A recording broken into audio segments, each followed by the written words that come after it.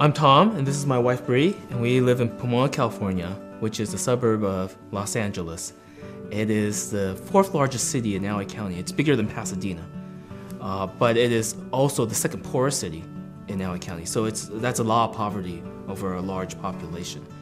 When I was in college, Isaiah 58 convicted me of God's love for the poor, and I felt like I didn't understand his heart for the poor, and I wanted to, because I wanted to understand more of God's heart.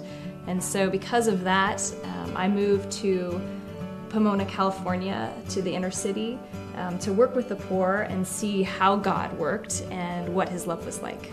When we were engaged and decided that we would live at or below the medium household income level for the nation, we looked at our budget and we realized that one of the first things that was going to get impacted was this honeymoon trip that we had been talking about, this overseas trip.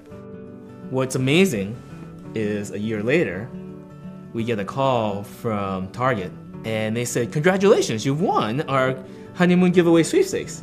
And they said, "And you registered for a California pan." Which we still have. Which we still have. And they said that automatically entered you into the California Target honeymoon giveaway sweepstakes.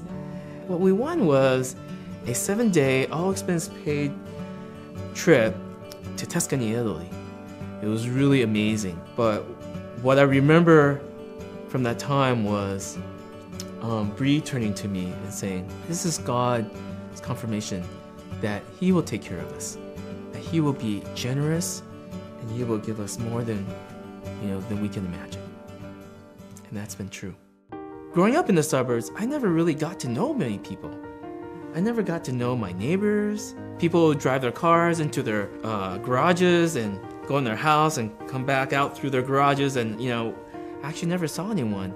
And one day, Bree and I were walking down the street in front of our apartment, and two boys stopped us in the street. And they asked us if we knew the Bible. And we said, "Yes, we do." And they said, "Would you teach it to us and our friends?" And we said, "Sure, yeah. Come to our apartment Wednesday at 5 p.m. You know where we live, and we'll teach you the Bible." And so they show up Wednesday, 5 p.m. with half a dozen of their friends.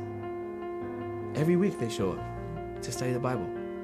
I've never had that happen to me before in the suburbs, but in a place where there's a lot of darkness, even the kids they feel that there's gotta be something more.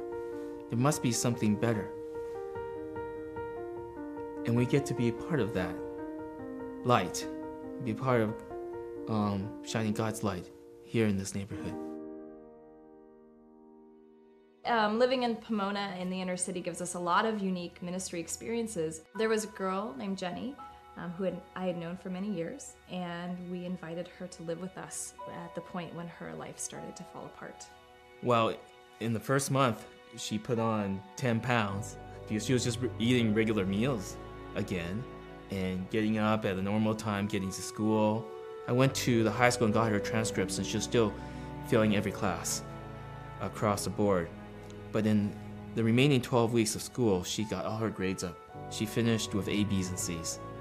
That year, as with other years, we continued to live on the medium household income level, which was about $45,000 that year. But on Jenny, we probably spent an extra $30,000 just on her. We saw Jenny's life completely change in 12 weeks from being a very undernourished and depressed young girl to really coming alive. And it was amazing that God would have us be a part of that transformation for her in her life. And I think we have to just believe as people who follow Jesus that our lives can make a difference when we follow him in what we're called to do.